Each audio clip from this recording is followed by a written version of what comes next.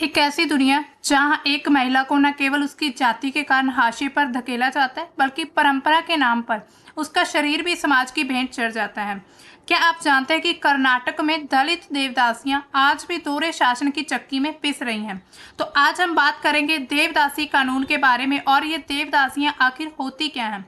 तो अगर हम इसकी बात करें तो कर्नाटका जो क्षेत्र है भारत का, उसके कई हिस्सों में दलित समुदाय की जो महिलाएं हैं उन्हें देवदासी के रूप में एक दूसरों को समर्पित यानी कि मंदिर में उनको भेंट चढ़ा दिया जाता है। ये भेंट वैसी भेंट नहीं कि आप सोचो कहीं किसी की बलि दे दी या कुछ ऐसा, यानी कि उनकी पूरी सामाजिक जो उनका जीवन है पूरी तरह से उनकी लाइफ बदल दी जाती है इस एक दान के नाम पर। यानी कि देवदासी जब बनती है तो उसकी पूरी लाइफ जो एक नई स्टेज में जाके प्रवेश करती है।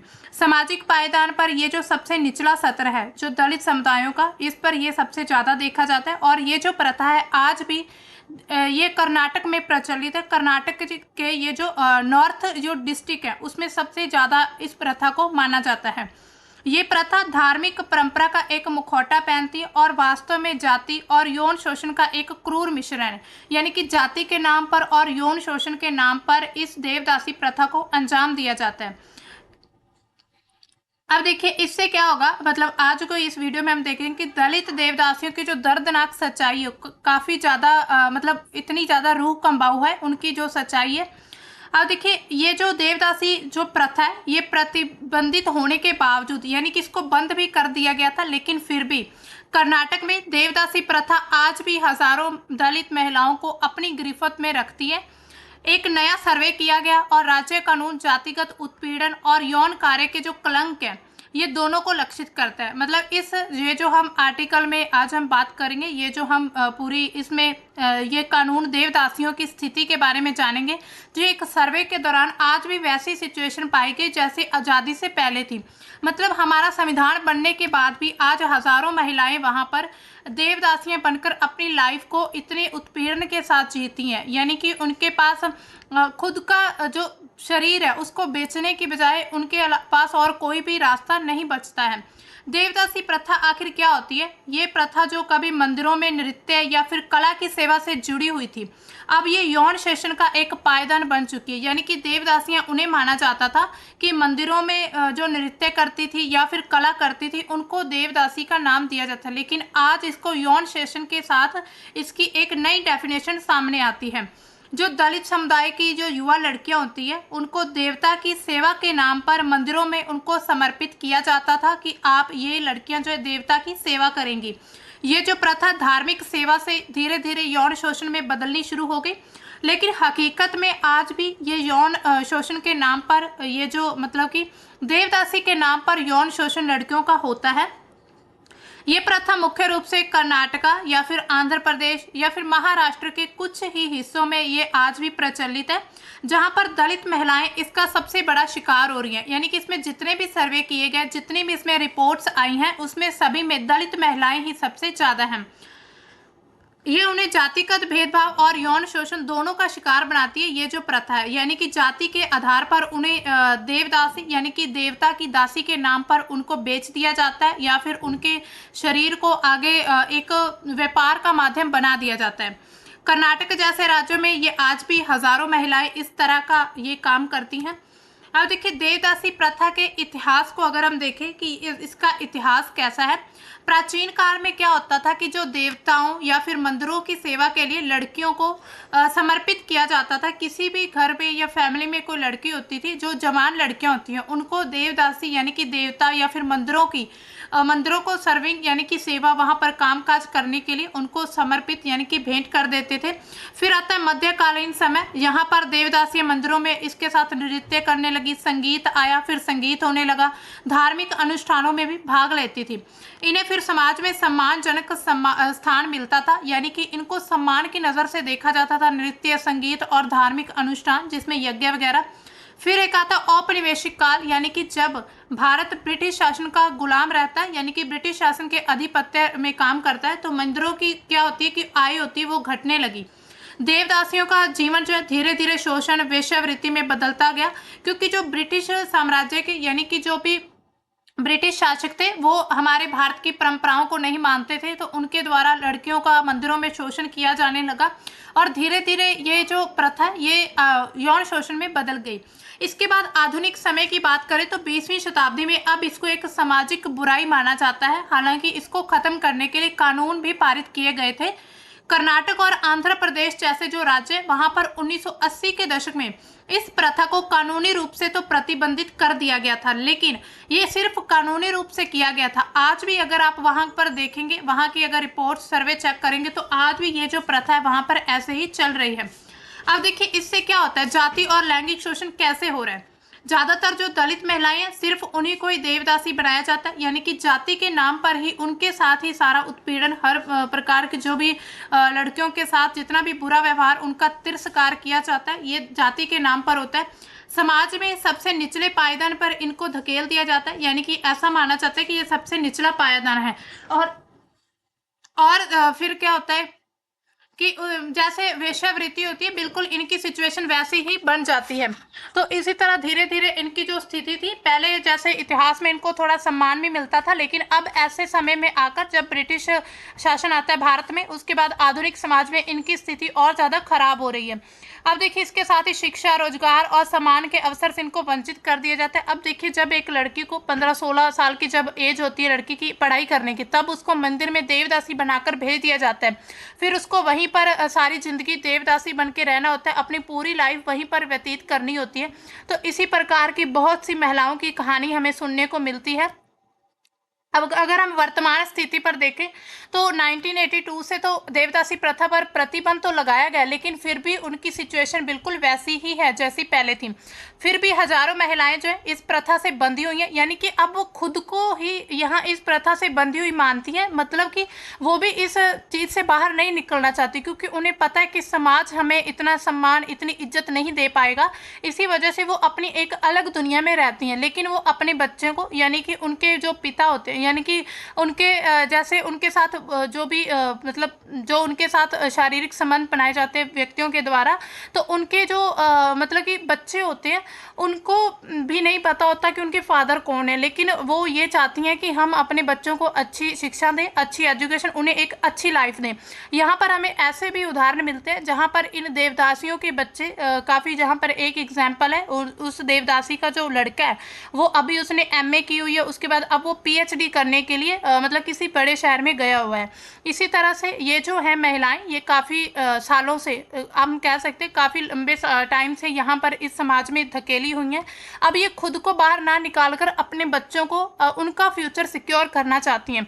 वहाँ पर देखिए गरीबी के कारण, अशिक्षा और सामाजिक दबाव के कारण दबा दिया जाता है। अब देखिए कोई भी समाज है, या फिर जब वहाँ पर गरीबी होती है या फिर अशिक्षा, यानी कि वहाँ पर लोग शिक्षित नहीं होते, या फिर किसी एक तबके का बहुत सामाजिक दबाव बन जाता है, तो जो दूसरा तबका रहता है वो खुद ब खुद दबकर रहने लगता है। यानी कि आपने देखा ही होगा जो दलित समुदाय के लोग रहते हैं, आज भी कुछ ऐसे लोग रहते हैं जो खुद को काफ़ी मतलब शूद्र मानते हैं, यानी कि खुद को ऊपर नहीं उठाना चाहते, क्योंकि उनको मेंटालिटी ऐसी बन चुकी है कि हम इसी लायक हैं या फिर हमारा यही स्थान है। लेकिन ये सब कुछ बनाया जब से भारत में वर्ण सिस्टम आया था, उसके बाद से इस चीज़ को हवा मिली, और आज भी ये हमें कहीं ना कहीं ऐसी सिचुएशन देखने को मिलती है। NGO सरकार के द्वारा उनके पुनर्वास के प्रयास तो किए गए, लेकिन पूरी तरह से ये सभी को फायदा नहीं मिल पाया इस चीज़ का। अब देखिए कर्नाटक में एक नया राज्य कानून 1982 में देवदासी प्रथा पर जो प्रतिबंध लगाया, उससे प्रतिबंध से आगे बढ़ रहा है, यानी कि एक नए कानून में बदलाव की बात आ रही है। ये जो देवदासियां हैं और उनके बच्चे दोनों के लिए आवास, स्वास्थ्य सेवा, उत्तराधिकार के अधिकार, यानी कि उनके उत्तराधिकारी कौन रहेंगे, कलंक से सुरक्षा का वादा करता है। यानी कि एक ऐसा कानून बनाया गया जो ये कहता है कि हम इन देवदासियों को कलंक नहीं मानेंगे। ये प्रथा जो है जिसमें ज़्यादातर दलित महिलाओं को ही मंदिरों में भेजा जाता है, लेकिन उन्हें वैश्य करार दिया जाता है। अब देखिए महिलाएं होती हैं, लेकिन उनको वैश्य कहकर मंदिरों में भेज दिया, या फिर उनकी संख्या ऐसी बना दी गई है कि ये जो देवदासी हैं ये वैश्य है।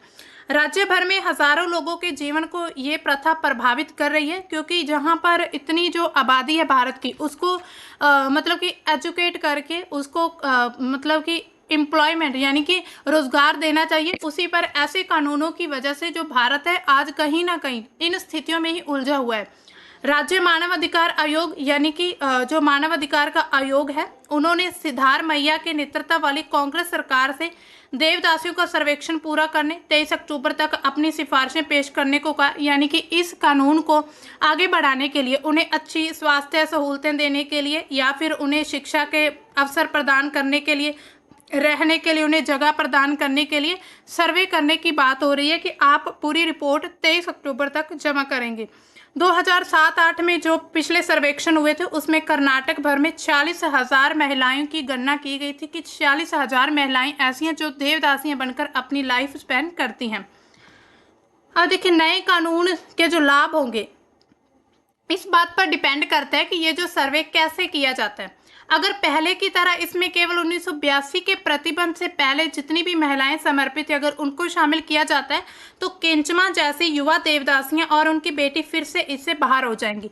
अब सवाल ये भी उठता है कि ये जो सर्वे किया जाएगा उसमें कौन सी महिलाओं को गिना जाएगा कि 1982 से जब ये कानून बना था उससे पहले की जो देवदासियां थी, या फिर उसके बाद आज की तारीख तक यानी कि 2025 तक कितनी महिलाएं ऐसी देवदासियां बन चुकी हैं। अगर ऐसा होता है तो एक जो केंचमा ये नाम है, ये एक देवदासी है, ये एक युवा देवदासी यानी कि आज़ादी के बाद जब ये कानून बना 1982 उसके बाद से इसको इसके पेरेंट्स के द्वारा देवदासी बना के भेज दिया गया था। तो अब ऐसी जो महिलाएं यानी कि जिनकी अभी जो यंग है, जिनकी अभी काम करने की एज है या फिर एजुकेशन की एज है, तो ये सब इस सर्वे से बाहर रह जाएंगी और फिर इनको कोई भी सरकार के द्वारा सुविधा नहीं मिल पाएगी। अब देखिए, इसमें समस्या क्या क्या रहती है। गरीबी, अशिक्षा, यौन गरीबी रहती है, यानी कि लोग गरीबी के कारण भी लोग ऐसा करते कि अपनी बेटियों को नहीं पाल पाते हैं और उसी वजह से उन्हें देवदासी बनाकर भेज देते थे। अशिक्षा यानी कि अनएजुकेटेड होने की वजह से ये प्रथा आज तक चली आ रही है।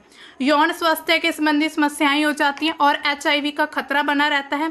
सामाजिक बहिष्कार यानी कि ऐसी जो महिलाएं होती हैं या फिर ऐसी वैश्या या देवदासियां होती हैं उनको समाज के द्वारा बहिष्कृत कर दिया जाता है और समाज में उन्हें कोई सम्मान इज्जत नहीं मिल पाता है। फिर उनके विवाह में भी प्रॉब्लम्स आती हैं। पीढ़ी दर पीढ़ी शोषण चलता रहता है, जैसे आज के समय पर भी ये जो प्राचीन काल की व्यवस्था है ये आज भी वैसी चल रही है। अगर किसी वंश यानी कि किसी पीढ़ी की महिलाएं को देवदासी बनाकर दिया जाता है तो फिर जो महिलाएं जो भी लड़की उस घर में जन्म लेगी उसको भी बचपन से ही ऐसा कह दिया जाता है कि ये देवदासी ही बनेगी या फिर इसको देवदासी बनाकर भेज दिया जाएगा।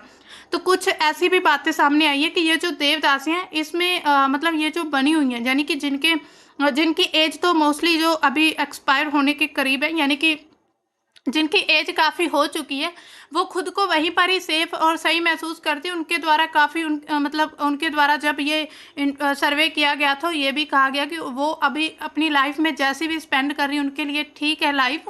मतलब कि उनको कुछ ऐसे पुरुष भी मिले जो उनका और उनकी फैमिली यानी कि उनके बच्चों का ध्यान भी रखते हैं, लेकिन अब उन पुरुषों की मृत्यु के बाद से उनके द्वारा मतलब किसी के द्वारा भी उनकी कोई देखभाल नहीं की जा रही। तो ऐसा कहा जाता है ये जो इनके बच्चे हैं यानी कि जो बच्चे इनके रहते हैं उनको भी शिक्षा एजुकेशन पर ध्यान दिया जा रहा है कि वो आगे पढ़ लिख कर एक समाज में अपनी अच्छी स्थिति बना पाए। तो इसी तरह काफ़ी समस्याएं भी इनमें देखने को मिलती हैं। अब देखिए, कर्नाटका सरकार के द्वारा इसके लिए क्या प्रयास किए गए। हालांकि हर एक सरकार के द्वारा कुछ न कुछ प्रयास किए जरूर जाते हैं, हालांकि उनको पूरी तरह से लागू हो या फिर ना हो ये बात अलग है। सबसे पहले तो देवदासी जो प्रोहिबिशन ऑफ डेडिकेशन यानी कि किसी को सौंपने के जो रोक लगाई गई थी, देवदासी एक्ट 1982 में इसको पारित कर दिया गया था। उसके बाद कुछ पुनर्वास योजनाएं भी लागू की गई थी उनको, यानी कि घर देना, रोजगार देना या फिर उनको पेंशन वगैरह मुहैया करवाना। उसके बाद महिला स्वयं सहायता एक समूह, कुछ ऐसे समूह बनाए गए थे महिलाओं की शिक्षा के महिलाओं की सहायता के लिए कि जिनके पेरेंट्स या फिर जिनकी फैमिली ज़बरदस्ती उनको देवदासी बनाती है तो महिलाएं इस नंबर हेल्पलाइन नंबर पर कांटेक्ट करके इस संगठन की सहायता ले सकती हैं।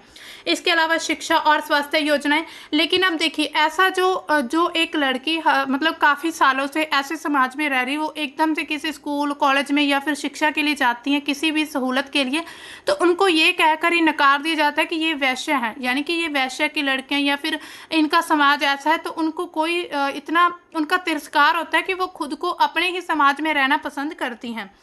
सामाजिक संगठन की भूमिका क्या रही है ऐसे मामलों में?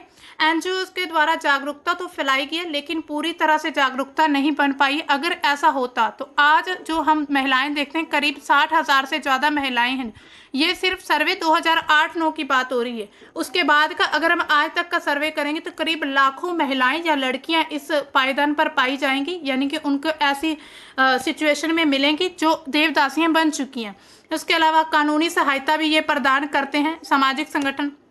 आत्मनिर्भरता के कार्यक्रम करने के लिए कुछ ऐसे उन्हें फैसिलिटीज दी जाती हैं।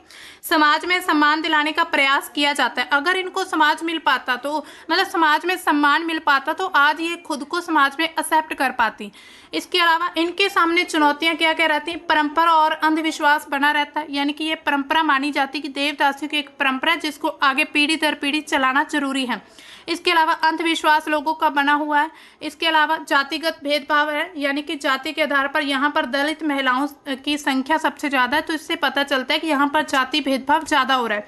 हालांकि जो भारत का संविधान है उसमें जातिगत भेदभाव पर प्रतिबंध लगाया गया है, लेकिन फिर भी ऐसी काफ़ी न्यूज़ हमें देखने को मिल जाती है। इसके अलावा कानून लागू करने में ढिलाई रहती है, यानी कि कानून बनाए तो जाते हैं लेकिन उनको लागू काफ़ी देर से या फिर किया ही नहीं जाता।